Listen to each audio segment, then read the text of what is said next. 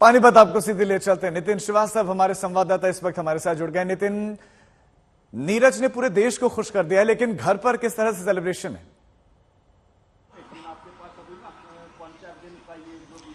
जी बिल्कुल, नीरज ने जिस तरीके से वर्ल्ड एथलेटिक्स का ये मेडल हासिल किया है, यही एकलौता मेडल था जो नीरज की कैबिनेट में नहीं था। और जब कल नीरज ने इस गोल्ड मेडल को हासिल किया, उसी वक्त से जो सेलिब्रेशन है वो यहाँ पानीपत में उनके घर पर जो है लगातार चल रहा है। रात में भी हमने देखा कि किस तरह से जो आस पड़ोस के लोग हैं वो यहाँ पर मौजूद थे। जो फैमिली है, जो फ्रेंड्स हैं, जो वेल विशर्स हैं, वो लगातार नीरज के घर पर आ रहे हैं। इस वक्त भी मैं आपको तस्वीरों में दिखाऊंगा, नीरज के पिताजी के साथ देखिए तमाम जो लोग हैं वो यहाँ पर बैठे हुए हैं। सबको यहाँ पर आके बधाइयां जो है वो दी जा रही हैं। मिठाइयों का जो सिलसिला है वो चल रहा था सुबह से ही, अगर मैं एक्चुअली रात से ही मैं बोलूंगा। और नीरज के पिताजी यहाँ पर मौजूद हैं मेरे साथ इस वक्त, उनसे ही जानेंगे कि क्योंकि एक पिता के लिए बेटे को इस कामयाबी की और इस बुलंदियों की सीढ़ी पे चढ़ते हुए देखना, इससे बेहतर कोई एक्सप्लेन नहीं कर सकता।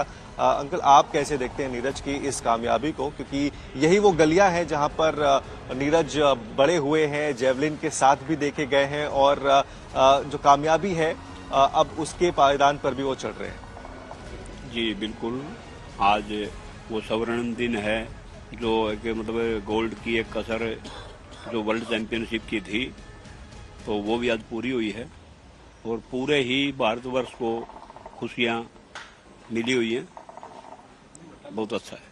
अच्छा, आपको याद आता है जब नीरज जो है इन्हीं गलियों में एक टीनेजर के तौर पर निकलते थे, और हालांकि उनका एथलेटिक्स का बहुत ज्यादा शौक नहीं था, लेकिन आप लोगों के जरिए, कोचेस के जरिए उनके मन में, उनके जहन में ये बातें आई?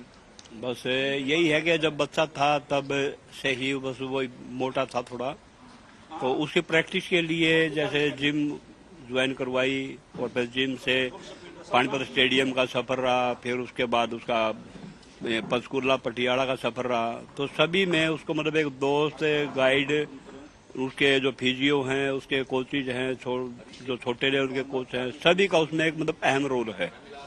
जब जब वो सीढ़ियां चढ़ता गया तब तब उसको एक सुविधाएं और बढ़िया से आदमी मिलते रहे, तो तभी सब कुछ संभव हो पाया। जेवलिन में नीरज का लोहा मानते हैं बड़े बड़े थ्रोवर्स।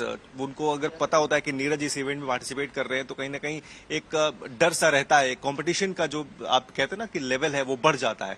आप कैसे देखते हैं नीरज के ओवर द इयर्स जो है आगे बढ़ने के इस कदम को जो उन्होंने उठाया? जी, आगे बढ़ने वाला जो कदम है ये तो एक मतलब हम रेगुलरली अगर मतलब अपनी प्रैक्टिस करते हैं, प्रैक्टिस को ज्यादा टाइम देते हैं, हम किसी और काम में ध्यान देने की बजाय सीधा अपने काम पे फोकस रखेंगे तो उसमें अचीवमेंट आसान हो जाती है। बिल्कुल। और नीरज सिर्फ इतना ही नहीं, अब उनके पास इस मेडल को, अपने मेडल को रिटेन करने के लिए 2018 का अगर देखा जाए एशियन गेम्स, तो वो भी एक मौका है। इस साल अब जो दूसरा बड़ा टूर्नामेंट है नीरज के लिए वो एशियन गेम्स है, और चाइना में, तो उसको लेकर आप कितने कॉन्फिडेंट हैं?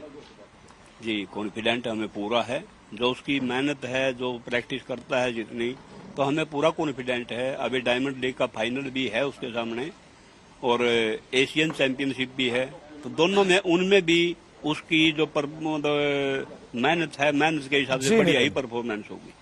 जी बिल्कुल, साफ तौर पर राजू आप देख सकते हैं। बिल्कुल, सबको यही उम्मीद है कि आप जिस भी कंपटीशन में वो उतरेंगे उनका ऐसा ही जलवा दिखेगा।